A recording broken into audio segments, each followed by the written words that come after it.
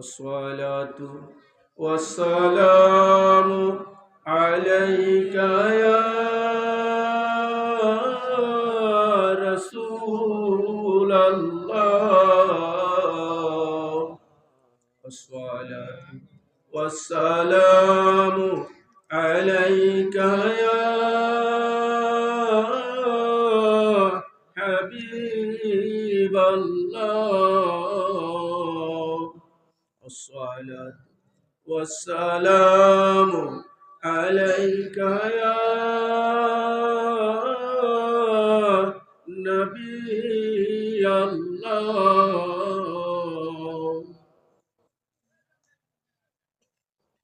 साहिब सदर गरम कदर वाजिबुल एहतराम हज़रत उलामा किराम मुरब्बियान निज़ाम बुजुर्गों दोस्तों भाइयों সকলকে আন্তরিক মোবারকবাদ। সকলের প্রতি সালাম। আসসালামু আলাইকুম ওয়া রাহমাতুল্লাহি তাআলা ওয়া বারাকাতুহু।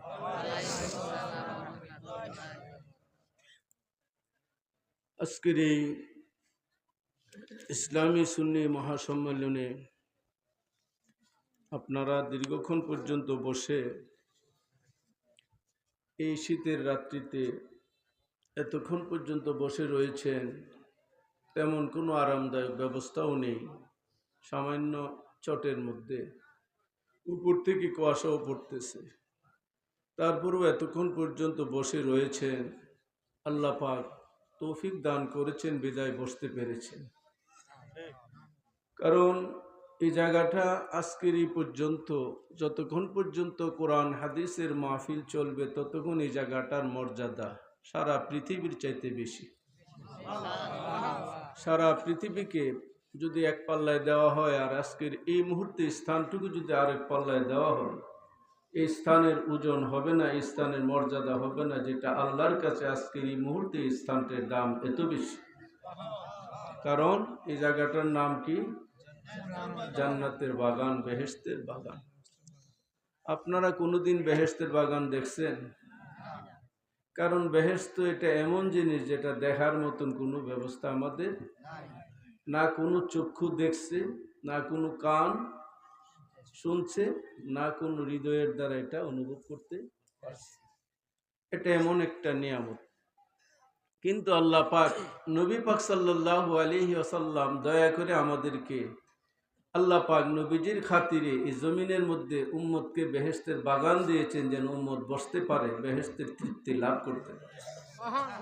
শুধু নবী মুহাম্মদ মুস্তাফা সাল্লাল্লাহু আলাইহি ওয়াসাল্লামের ওসিলায় আমি আপনাদের কাছে সংক্ষিপ্তভাবে কিছু ছোট্ট ছোট্ট করে কথা বলবো।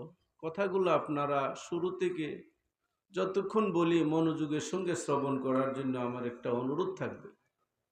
যদি মনোযোগ সহকারে শুনেন, আশা করি আল্লাহর মেহেরবানিতে নবী পাক সাল্লাল্লাহু আলাইহি সাল্লামের তুফাইল আপনার অন্তরে নবী পাকের মহব্বত ও ঈমানি নূর জাগবে। কেন জাগবে? আমি আমার কথা বলবো না, আমার কথা সাধারণ মানুষ, আমার কথা সাধারণ, কিন্তু এই মুহূর্তে আমি যে কথাগুলো বলবো আমার ইচ্ছা হবে কোরআন এবং হাদিস শরীফের কথা, কোরআন এবং সুন্নাহর কথা। তো কোরআনের কথা সুন্নাহর কথা তো সাধারণ কথা না, এটা আল্লাহর কথা, নবীজির কথা। তো কথা দামি যেমন, বোঝার জন্য তেমন মনোযোগেরও দরকার আছে, ঠিক কি? এটা আমার অনুরোধ থাকবে। আমি আপনাদের সামনে কোরআনুল কারীমের একটি আয়াত তেলাওয়াত করেছি, যদিও আয়াত, কিন্তু এটা সবাই এই আয়াতের সম্পর্কে ধারণা। এটা কালেমার একটা অংশ, মুহাম্মাদুর রাসূলুল্লাহ। এটা কোরআনের সূরা ফাতিহার শেষ আয়াতের প্রথম অংশ, কিন্তু এটা কালেমার একটা অংশ। কালেমার একটা অংশ, কালেমার একটা জুজ, ইমানের একটা জুজ। শুধু ইমানের জুজ না, এটা ইমানের রূহ, ইমানের জান। আল্লামা ইমাম শামী আলাইহির রহমান ফরমান, মান ক্বালা লা ইলাহা ইল্লাল্লাহ লা ইউমিনু।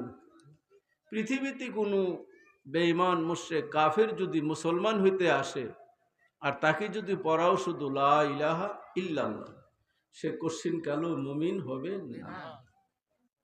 লা ইলাহা ইল্লাল্লাহ তাওহীদ, আল্লাহর আহাদানিয়ত, আল্লাহর একত্ববাদের স্বীকৃতি দিয়েছে, কিন্তু সে মুমিন হবে না। কেন হবে না? তাওহীদ আল্লাহর স্বীকৃতি, আল্লাহর পরিচয়, আল্লাহর পরিচয়, আল্লাহর এই পরিচয় যিনি দিয়েছেন, আল্লাহর দলিল যিনি, তিনি মুহাম্মাদুর। দলিল বাদে দাবিল আল্লাহর কাছে গ্রহণীয়, দলিল বাদে দাবি গ্রাহ্য। সুতরাং যদি আপনি দলিল কি না মানেন, তাহলে আপনার এই দাবির কোনো মূল্য। লা ইলাহা ইল্লাল্লাহ ইসলাম ধর্মের দাবি, মুহাম্মাদুর রাসূলুল্লাহ ইসলাম ধর্মের দলিল। এই জন্য যদি কেউ শুধু দাবি করে, সে মুমিন হবে না যদি তার সাথে দলিল মুহাম্মাদুর রাসূলুল্লাহ সাল্লাল্লাহু আলাইহি ওয়াসাল্লাম না থাকে। এখন আসো, মুহাম্মাদুর রাসূলুল্লাহ, লা ইলাহা ইল্লাল্লাহ যিনি, তিনি আল্লাহ। কোনো মাবুদ নাই, কোনো হাকিকি মৌসুফ নাই আল্লাহ ছাড়া, ইবাদতের কোনো মালিক নাই আল্লাহ ছাড়া, হাকিকি কোনো মৌসুফ নাই আল্লাহ ছাড়া। আল্লাহ গায়েব, শুধু গায়েব না, গায়েবের গায়েব। আল্লাহকে কি আমরা কোনোদিন দেখছি? আল্লাহ আমাদের কাছে না দূরে? وَنَحْنُ أَقْرَبُ إِلَيْهِ مِنْ حَبْلِ الْوَرِيدِ। আল্লাহ পাক বলে, আমি বন্দার গাড়ের শাহরুগের চেয়ে আরো কাছে। আমি তোমার গাড়ের শাহরুগের চেয়ে আরো কাছে। কোনদিন দেখছি আমরা? ধরতে পারছেন? শরীরে একটা চুল পড়লে দেখবেন অনুভব হয়। আল্লাহ এত কাছে, কোনদিন আল্লাহকে দেখছেন? ধরতে পারছেন? অনুভব করতে পারছেন? পারেন না। কেন পারেন না? আল্লাহর জাত বড় মহান, আল্লাহর আজমত বড় মহান, আল্লাহর সিফাত বড় মহান। আল্লাহ এমন এক খালেক যে আল্লাহকে ধরার কোনো ব্যবস্থাই নাই। তিনি দয়া করে, আমরা মাখলুক, আল্লাহ খালেক, তিনি নূরে মতলক, আমরা খাকি পুতলা, মাটির পুতুল। আমাদেরকে আল্লাহর সাথে সম্পর্ক করার জন্য, আল্লাহর পরিচয় জানানোর জন্য, আল্লাহমুখী করার জন্য, আল্লাহর শান আজমত বোঝার জন্য, আল্লাহর ইবাদত বন্দেগী করার জন্য, আল্লাহর কুরাবত ও মহব্বত হাসিল করার জন্য, শুধু তাই না, আল্লাহর মাহবুব বানার জন্য আল্লাহ পাক একজন মাধ্যমের ব্যবস্থা করেছেন, যে মাধ্যম হচ্ছে রিসালাত নবী মুহাম্মাদুর। রিসালাত ছাড়া আল্লাহকে পাওয়া সম্ভব। এই ওয়াসিতা, মাধ্যম, ওসিলা হচ্ছে নবী মুহাম্মাদুর। নবী মুহাম্মাদুর রাসূলুল্লাহ সাল্লাল্লাহু আলাইহি সাল্লাম এমন এক সত্তা, যিনি বন্দাকে আল্লাহর সাথে সম্পর্ক করে দিবেন। তিনি এমন এক সত্তা, বন্দাকে আল্লাহমুখী করে দিবেন। তিনি এমন এক সত্তা, তিনি আল্লাহর জান্নাতের মেহমান বানিয়ে দিবেন। তিনি এমন এক সত্তা, তিনি আল্লাহর সাথে মহব্বত, বন্ধুত্ব পয়দা করে দিবেন। ইন কুনতুম তুহিব্বুনাল্লাহ ফাত্তাবিউনি ইউহিব্বুকুমুল্লাহ। আমি নবী মুহাম্মদুর রাসূলুল্লাহ ইত্তেবা করো, আল্লাহ তোমাকে আল্লাহর মাহবুবু, মাশুক বন্ধু বানিয়ে দিবে। আল্লাহ পাক নূরে মতলক, আল্লাহর জাত আজমত, শান আজমত অনেক বড়, যেটা আমাদের চিন্তা চেতনার ঊর্ধ্বে। আল্লাহ পাক দয়া করে আমাদেরকে ওই রাসূল মুহাম্মদ মুস্তাফা সাল্লাল্লাহু আলাইহি সাল্লামকে আমাদের কাছে প্রেরণ করেছেন। লাকাদ মান্নাল্লাহু আলাল মুমিনিনা ইয বাআসা ফীহিম রাসূলাম মিনহুম। এই রাসূলকে তোমাদের মধ্য থেকে আল্লাহ পাক প্রেরণ করেছেন। কেন করেছেন? তোমাদেরকে আল্লাহর সাথে সম্পর্ক করার জন্য। তিনি তোমাদের কাছে আল্লাহর কালামকে তালাওয়াত করবে, তোমাদেরকে তোমাদের অন্তর থেকে সমস্ত নাপাকি দূর করবে, তোমাদের সিনার মধ্যে আল্লাহ প্রদত্ত এলেম দান করবে, আল্লাহর হিকমত দান করবে। যখন তোমরা আগের গুমরাহিতে ছিলা, তিনি তোমাদেরকে হেদায়েতের দিকে এনে আল্লাহর সাথে সম্পর্ক করবে। এই জন্য আল্লাহ পাক তোমাদের উপরে একটা বড় ইহসান করেছেন। এটা আল্লাহ পাকের পক্ষ থেকে বান্দার জন্য বিশাল বড় ইহসান ও নিয়ামত। আল্লাহর কাছে দুনিয়ার মধ্যে সবচেয়ে বড় নিয়ামত কি? আফজাল নিয়ামত কি? আফজাল, শ্রেষ্ঠ নিয়ামত হচ্ছে আল্লাহর রহমত। আর শ্রেষ্ঠ নিয়ামত হচ্ছে আল্লাহ, আর সেই রহমতই হচ্ছে রাহমাতুল লিল আলামিন নবী মুহাম্মাদুর। আমাদের কাছে নবীজির রহমত আছে কিনা? আপনার কাছে আছে কিনা? রহমতের ভিখারি আমরা কিনা? আসমান জমিন চন্দ্র সূর্য গোটা মখলুকই নবী পাকের রহমতের মুহতাজ। চন্দ্র নবীজির রহমত ছাড়া অচল, সূর্য নবীজির রহমত ছাড়া অচল, বাতাস নবীর রহমত ছাড়া অচল, অক্সিজেন নবীর রহমত ছাড়া অচল, তৃণলতা গাছপালা হাট বার যাহা কিছু আছে, কুল কায়নাত আল্লাহ বাদে যাহা কিছু আছে সবই নবীজির রহমতের দ্বারা বেঁচে আছে। যতক্ষণ নবীজির রহমত আছে ততক্ষণ সৃষ্টি জগৎ জীবিত আছে। যদি রহমত খালি হয়ে যায় সৃষ্টি জগৎ অচল হয়ে যাবে, বেকার হয়ে যাবে, এই সৃষ্টি জগতের কোনো অস্তিত্বই থাকবে না। জি সবব ফরমুদা হক সাল্লু আলাই, জি সবব ফরমুদা হক সাল্লু আলাই, কে মোহাম্মদ মুস্তফা বুয়াত মুহতাজুন ইলাই। মাওলানা রুমি বলেন সারা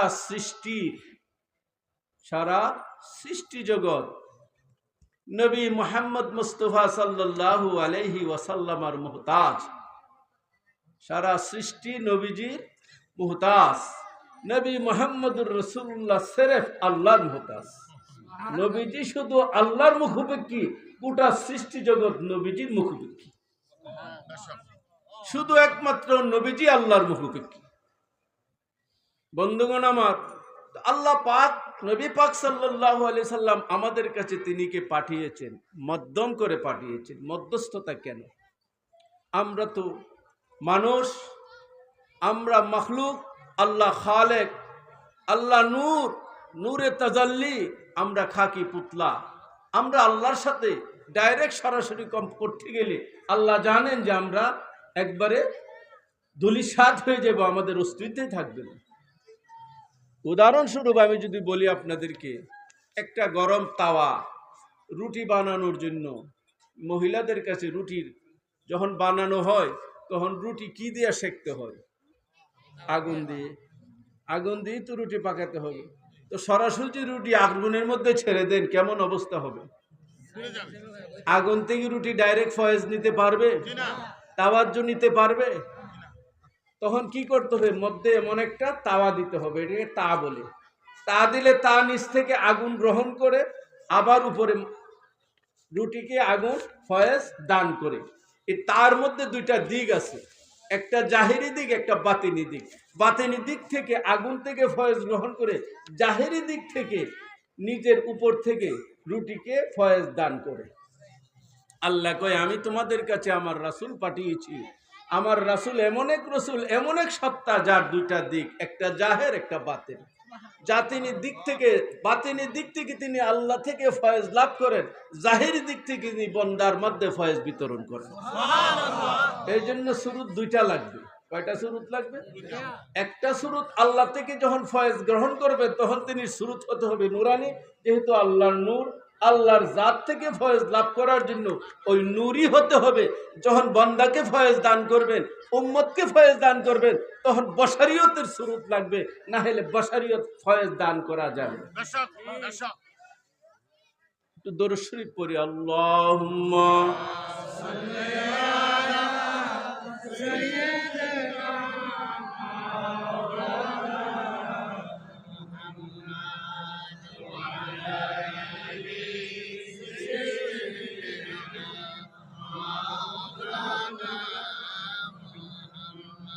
اللهم صل على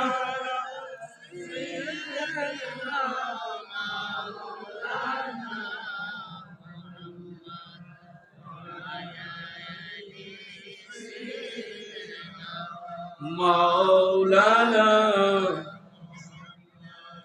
মনোযোগ। আল্লাহ থেকে ফয়েজ পাওয়ার জন্য নবীজির একটা সুরুত হচ্ছে নুরানি সুরুত, আল্লাহ থেকে নূর এবং ফয়েজ লাভ করে। আর উম্মতের মধ্যে ফয়েজ দেওয়ার জন্য তিনি আবার উম্মতের মধ্যে বাশারি সুরুত, দুইটা সুরুত। নূরি সুরুতে তিনি আল্লাহ থেকে ফয়েজ নেন, বাশারি সুরুতে তিনি উম্মতের মধ্যে বান্দার মধ্যে ফয়েজ দান করেন। নইলে তো ফয়েজ লাভ করা সম্ভব না। এটা আল্লাহ পাকের কানুন, ফিতরাতি কানুন। হযরত জিবরাইল আলাইহিস সালাম তিনি আল্লাহর ফেরেশতা, চিনেন কিনা? হ্যাঁ, চিনেন না? সবাই তো চিনেন, জিব্রাইল আলাইহিস সালামের নাম শুনছেন না? বলে চিনি না মানে হুজুর আমরা বাড়ির উত্তর দেন তো ওনার বাড়ি, তাই না?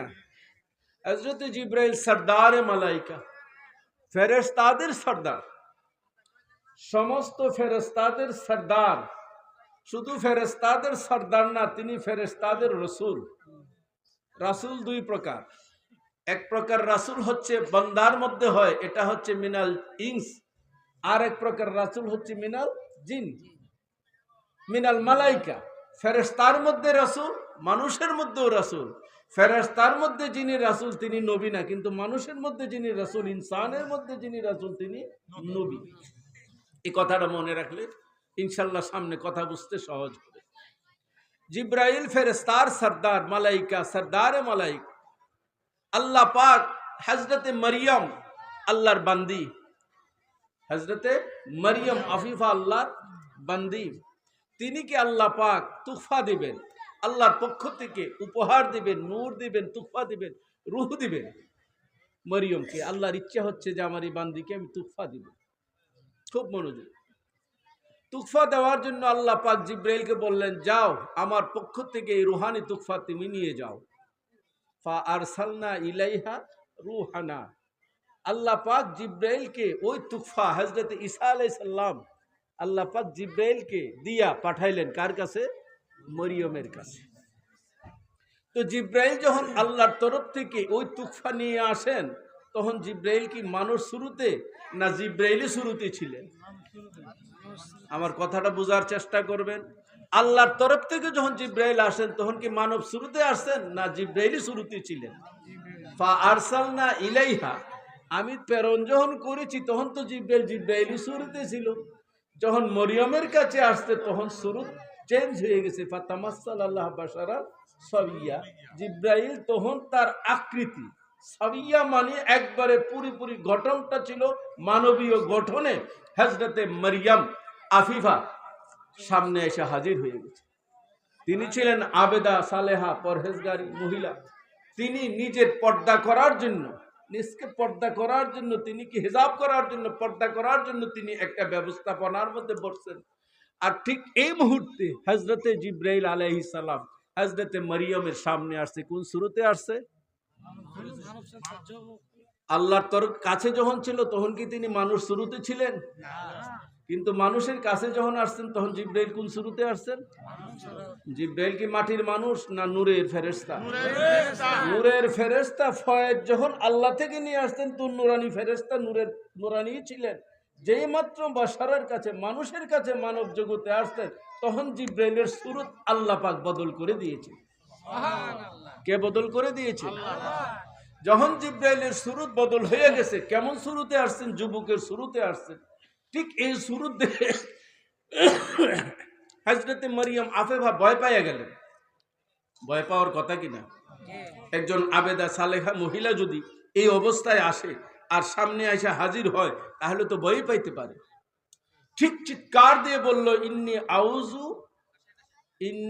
আউযু বিরহমানি মিন, আমি তোমা থেকে আল্লাহর কাছে পানা চাচ্ছি। হে যুবক, হে পুরুষ, আমি একজন নারী, তুমি একজন বেগনা পুরুষ, আমার সামনে চলে আসছো, আমি ভয় পেয়েছি, আমি খুব ভীত হয়ে গেছি। হযরতে মরিয়ম চিৎকার দিয়ে বললেন, আমি আল্লাহর কাছে তোমা থেকে পানা কি চাই?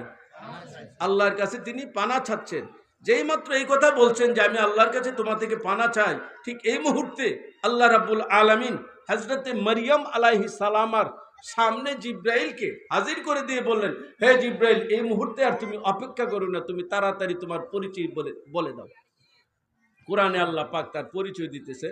যখন বললেন যে ইনকুন্তা তাকিয়া, তুমি আল্লাহকে ভয় করো, তখন জিব্রাইল আলাইহিস সালাম জবাবে বলতেছেন যে ইন্নামা আনা রাসূলুম মিন, ইন্নামা আনা রাসূলু রাব্বিক, আমি তোমার রবের পক্ষ থেকে জিব্রাইল ফেরেশতা এসেছি, আমি মানুষ না। আমি কি?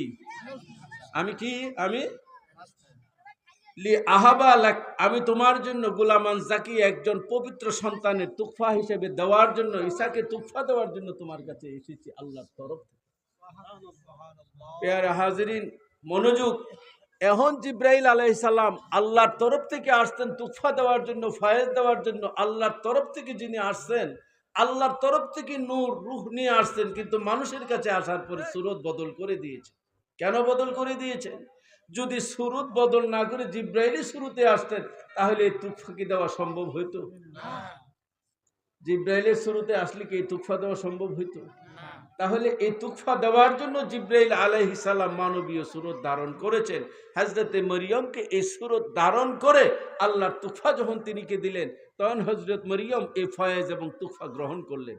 এখন প্রশ্ন হলো যে আল্লাহ রাব্বুল আলামিন আমাদের কাছে নবী পাক সাল্লাল্লাহু আলাইহি সাল্লামকে যখন জমিনে প্রেরণ করেন, আমাদেরকে আল্লাহর তরফ থেকে আল্লাহর ফয়েজ, আল্লাহর নূর, তাজাল্লিয়াত যখন আমাদেরকে দান করবেন, দান করার জন্য তিনি মানবীয় সুরতকে আল্লাহ পাক ওনার জন্য লাজম করে দিয়েছেন। মানবীয় বশারি সুরতে তিনি আমাদের কাছে এই ফয়েজ ও বরকত দান করবেন। অনেকে মনে করে রাসূল পাক সাল্লাল্লাহু আলাইহি ওয়াসাল্লাম তো আমাদের মতোই মানুষ। এই আমাদের মতোই মানুষ ধ্যান ধারণাটা কিন্তু শুধু অনেকের না, এটা মক্কার কুফারদের ধারণা ছিল। আবু জাহেল তার দলের লোকেরা, বিশেষ করে ওয়ালিদ বিন মুগিরা, এরা বলতো যে আমরা মুহাম্মদ যদি রসুল হয় তা আমরাও রসুল, মুহাম্মদকে যদি রসুলই হয় তা আমিও রসুল, আমিও নবী। মুহাম্মদ যদি নবী হয় তো আমিও নবী। মুহাম্মদের চেয়ে তো আমি আরো বেশি, আমার বংশধর, আমার পয়সা, টাকা পয়সা, তিনি তো দরবেশ মানুষ, ফকির মানুষ, এর চেয়ে আমি বেশি শক্তিশালী। আমাকে যদি নবী না মানানো হয় তাহলে আমি মুহাম্মদকে নবী মানবো না। লান নুমিনা হাত্তা নুতা মিসলামা উতিয়া রাসূলুল্লাহ, ততক্ষণ পর্যন্ত আমি রসুলকে রসুলই মানবো না যদি আমাকে মুহাম্মদের মতন আমাকে রসুল না বানানো হয়। আবু জাহেল, উতবা এরা বলতো যে আমরা ততক্ষণ পর্যন্ত মুহাম্মদের উপর ঈমান আনবো না যতক্ষণ পর্যন্ত আমাদেরকে আল্লাহ রসুল না বানাবে। মুহাম্মদ যদি রসুল হয় তো আমরা রসুল। তিনির মধ্যে যেই গুণগান আছে আমাদের মধ্যে এই গান আছে, তিনির মধ্যে যে ক্ষমতা আছে আমাদের মধ্যে এই ক্ষমতা আছে। এটা আবু জাহেলের কথা, কোরআন প্রমাণ করতেছে। অনেকে মনে করে যে নবী রসুল আল্লাহর ইচ্ছা, আল্লাহ তাদেরকে নবী বানাইছে। আল্লাহ ইচ্ছা করলে একটা ভেড়া যে চারা এরও নবী বানাইতে পারে। অনেকে এরকম বলে না যে একজন মেষ চাবক, একজন বকরি বকরি পালে, বকরি লালন পালন করে, বকরি চড়ায়, এমনকি যদি আল্লাহ ইচ্ছা করে তারও আল্লাহ নবী বানাই দিতে পারে। এটা একটা গলত ফাহমি, এটা একটা ভুল ধারণা। কারণ ইচ্ছা, আল্লাহ যাকে ইচ্ছা তাকে নবী বানাই দিতে পারে, এই কথাটা ঠিক না। এটা ইচ্ছার ব্যাপার না, এটা হচ্ছে আল্লাহর সুন্নত কি, আল্লাহর তরিকা কি। আল্লাহ পাক বলেন আল্লাহু আ'লামু হাইসু ইয়াজআলু রিসালাহ, আল্লাহ কাকে নবী বানাবে, কাছে রসুল বানাবে, এটা আল্লাহ ভালো জানেন। কার মধ্যে ওই সুলুহিয়ত আছে, কার মধ্যে ওই ধরনের ক্ষমতা আল্লাহ পাক দিয়েছে, তার মধ্যে নবুয়ত হওয়ার যোগ্যতা দিয়েছেন, রিসালাত রসুল হওয়ার যোগ্যতা দিয়ে পরিপূর্ণ মুকাম্মেল করার পরে আল্লাহ পাকের নবুয়ত ও রিসালাত তার মধ্যে দান করেছে। তবে বকরি পাললে নবী হয়, নবীগণ তো বকরি পালছেন, হ্যাঁ এটার একটা কারণ আছে। আপনাদের মধ্যে উট পালক দেখছেন, যারা উট পালে দেখছেন না তাদেরকে? আরব দেশে যারা উট পালে, উট লালন পালন করে, উট দেখবেন খুব শক্তিশালী বিশাল প্রাণী। উটকে যখন চালায় তখন উটের উপরে বা পিছনে যে থাকে তার কাছে খুব বড় মোটা ডান্ডা থাকে, শক্ত লাঠি থাকে। শক্ত লাঠি দিয়ে উটকে চালাইতে হয়, কারণ ছোট মোটো লাঠি দিয়ে উটকে বাড়ি দিলে কি খোঁজ খবর পাবি উঠে? তাইলে উটকে চালানোর জন্য শক্ত মোটা লাঠি লাগে। তো যে উটকে চালায়, উটের যে রাখাল, উটের জুড়ি জুড়ে বাড়ি দিতে দিতে তার দিলটাও শক্ত হয়ে যায়। তার মনটা কেমন হয়? জেলখানার জল্লাদ চিনেন? জেলখানাতে যে জল্লাদ থাকে তাদের দিলটা খুব শক্ত হয়ে যায়, তাদের মধ্যে মায়া দয়া থাকে না। উট লালন পালন যারা করে তাদের শক্ত হয়ে যায় মন, কারণ খুব মোটা লাঠি দিয়ে বাড়ি দিতে দিতে তাদের দিল খুব শক্ত হয়ে যায়। একজন বকরি যে পালে, বকরি যে রাহাল আছে, তার কাছে যদি উটের লাঠি থাকে, এই লাঠি দিয়ে কি উটকে যেভাবে বাড়ি দিতে পারে বকরিকে এভাবে বাড়ি দিতে পারে না। চিকন একটা ছুটা লোবে, এটা দিয়ে আস্তে ধীরে, বেশি বেড়াবেড়ি করলে একটা বাড়ি দিবে, তাও আস্তে করে, খুব জোরে দিলে তো শেষ। আস্তে যে মারে তার দিল শক্ত থাকে না নরম থাকে? মুসা আলাইহিস সালাম একটা বকরি পালতেছেন, হঠাৎ করে বকরিটা দৌড় দিছে, বাচ্চা ইনিরার পুষে দৌড়াইতেছে, দৌড়াইতে দৌড়াইতে এক পাহাড়ের উপরে গিয়া দৌড়ছে, দৌড়িটার মুখের মধ্যে মাথার মধ্যে মালিশ করতেছে আর বলতেছে তোর কত কষ্ট হয়েছে, তুই অনেক কষ্ট করছিস, অনেক দৌড়াইছিস, মরাইতে মরাইতে একবারে কুলে নিয়ে বুকি নিয়ে চুমা খাইতেছে। আল্লাহ কয়, হে মুসা, এই মুহূর্তে তোমার মধ্যে তোমার এই সলিহত, তোমার এই মায়া, দমতা, মমতা, এই রাহাম, আমি আল্লাহ খুশি হইলাম, এই জন্য আমি তোমাকে নবী বানিয়েছি।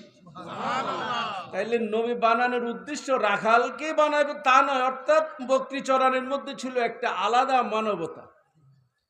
একটা বকরিকে পালতে গেলে দেখবেন ডাইনে টান দিলে এটা বামে যাবে, এটা ডান দিকে ধাক্কা দিলে এটা বাম দিকে যায়, সামনের দিকে টান দিলে এটা আপনার বরাবর, আবার পিছনের দিকে আপনার লইয়া টানে, টানে কিনা, তখন বিরক্তি লাগে কিনা, কিন্তু বাড়ি জোরে দিতে পারবেন না, দিলে তো মরে যাবে।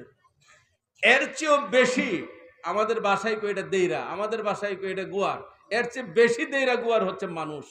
এটাকে কন্ট্রোল করার জন্য আগে ওইটার প্রশিক্ষণ আল্লাহ পাক দিয়েছেন। এই জন্য নয় যে বকরি চাললে আর বকরি চড়াইলে আর দুম্বা চড়াইলে আল্লাহ তারে নবী বানাই দেবে, এটা তো আল্লাহর ইচ্ছা না। আল্লাহ পাক জানেন কার মধ্যে নবুয়ত রিসালাত দিতে হবে, এই জন্য আল্লাহ পাক বলেন আল্লাহু আ'লামু হাইসু ইয়াজআলু রিসালা। আল্লাহ পাক কাকে নবুয়ত রিসালাত দান করবেন। হে আবু জাহেল, তুমি তো বলতেছো যে ততক্ষণ পর্যন্ত আমি মুহাম্মদকে নবী মানবো না, তোমাকে রসুল বানাতে হবে। আমি কাকে নবী বানাবো, রসুল বানাবো, এটা আমি আল্লাহ ভালো করে জানি। তুমি এক, মুহাম্মদ এক, তুমি এক, অন্যান্য নবীগণ এক, তোমার সাথে নবীদের কোনো তুলনা নাই। তুমি নবীর বাহ্যিক দিক দেখতেছো, কিন্তু হাকিকি দিক তুমি দেখো। বাহ্যিক দিক দেখে আপনি যদি বলেন নবী আমার মতন, এটা তো হবে না। কুল ইন্নামা আনা বাশারুম, এই পর্যন্ত যায় একটা ব্রেক দিয়ে দিছে, এখানে যে স্টেপ। আচ্ছা বলেন, ওয়ালু বাশারুম মিসলুনা, নবী আমাদের মতন, এই মিসলুনা কয়ে ব্রেক দেওয়াটা, মিসলুকুম কয়ে ব্রেক দেওয়াটা, এটা নবীর কাজ না, এটা উম্মতের কাজ না, এটা শয়তানের কাজ, এটা কাফেরদের কাজ। কার কাজ? আপনাদেরকে আমি একটা ছোট্ট একটা দলিল দিব, দিলে আপনারা আশা করি ইনশাল্লাহ বুঝতে পারবেন। একটু দরুদ শরীফ পড়ে নেন। আল্লাহুম্মা সাল্লি আলা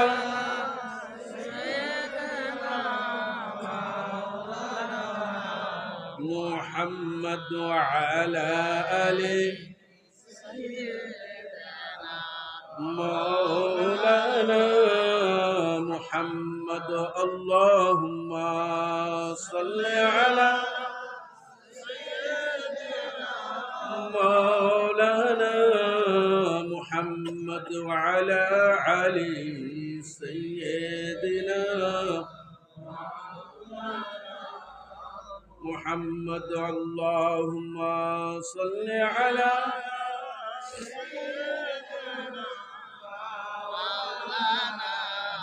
মুহাম্মদ ওয়া আলা আলি।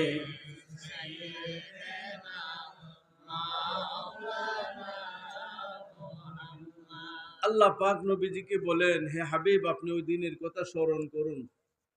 ওয়াইস কালা রব্বুক, খুব মনোযোগ, ওয়াইস কালা রব্বুক, আপনি ওই আপনার রবের ওই কথা আপনি স্মরণ করুন। উজকুর কালা রব্বুক, আপনার রব, আপনার রবের খেয়াল করবেন একটা বিষয়। ওয়াইস কালা রব্বুক, আপনার প্রভু লিল মালাইকা, ফেরেশতাদের সাথে যখনই আলোচনা করে, কার ব্যাপারে? আদম আলাইহিস সালামের সৃষ্টির ব্যাপারে। বিষয়টা খেয়াল রাখতে হবে, কার আলোচনা করতেছে? আদম আলাইহিস সালামের সৃষ্টির আলোচনা। আদম আলাইহিস সালামের সৃষ্টির আলোচনা যদি করে, তা আদামু রব, রব্বে আদাম হবে, রাব্বু কা হবে কেন? আপনার রবের আলোচনা কেন? আল্লাহ পাক নবীজিকে আল্লাহ পাক বলতেছেন, হে হাবিব, ইজ ক্বালা রব্বুক, আপনার প্রভু, যখন আপনার প্রভু, তো আপনার রব না হয়ে তো আদমের রব, যেহেতু আলোচনা ছিল আদম আলাইহিস সালামের, তো রব তো হবে আদমের, আপনার রব হবে কেন? আল্লাহকে দোস্ত, যদিও আমি আদম আলাইহিস সালামকে সৃষ্টি করতেছি, কিন্তু আদমের সৃষ্টির মূলে ছিলেন আপনি। আমার এই কথাটা আমি অনেকটা বুঝাইতে পারছি না, আমি বুঝতেছি, কারণ বুঝতে পারলে সবাই সুবহানাল্লাহ কইতেন, বুঝেন নাই, কারণ বিষয়টা একটু গভীর হয়ে গেছে। যাই হোক, অনেকটা কঠিন হয়ে গেছে, বুঝবেন না, সহজ করে দিচ্ছি।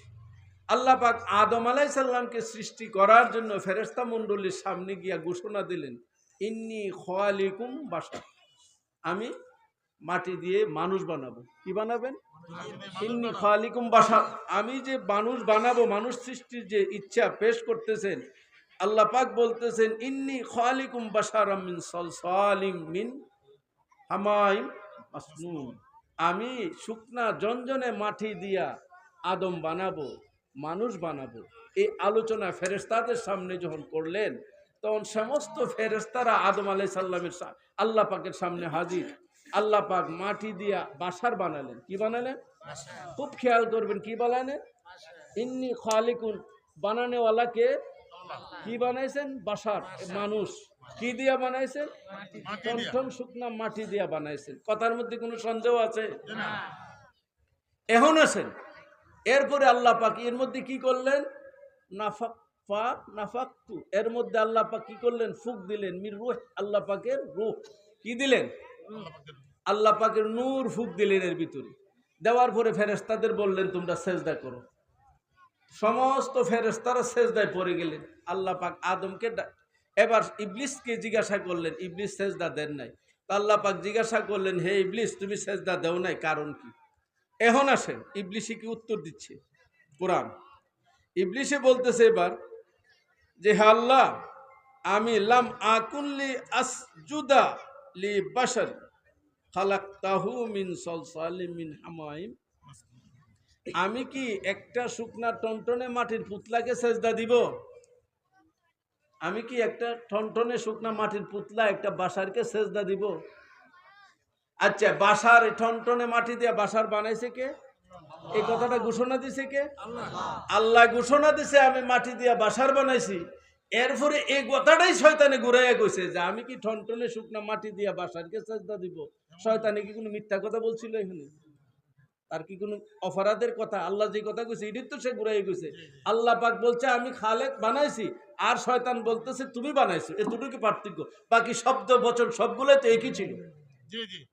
ছিল কিনা? তাহলে আল্লাহ পাক কেন বললেন ফাখরুজ মিনহা, বেরিয়ে যাও? আল্লাহর কথাই কিন্তু সে রিপিট করে বলার পরে আল্লাহ কেন বললেন বেরিয়ে যাও? অপরাধটা কি ছিল? কি অপরাধে আল্লাহ পাক তাকে বের করে দিলেন? বলবেন যে সেজদা দেয় নাই। আলেমদের দিকে আমি খুব খেয়াল করব, কথাটা অত্যন্ত গভীর মনোযোগী শুনতে হবে। আল্লাহ পাক বলতেছেন সেজদায় দেও নাই কেন? উত্তর দিচ্ছে আমি কি একটা মাটির পুতলাকে সেজদা করব? সব ফেরেশতারা তো সেজদা করেছে, কিন্তু সেজদা করে নাই। আল্লাহ জিজ্ঞাসা করে কেন করো নাই? আমি কি শুকনা মাটির পুতলাকে সেজদা করব? তা আল্লাহ তো বলছে যে আমি মাটি দিয়ে পুতুল বানাইছি, মাটি দিয়ে বসর বানাইছি। এটা তো আল্লাহর কথা।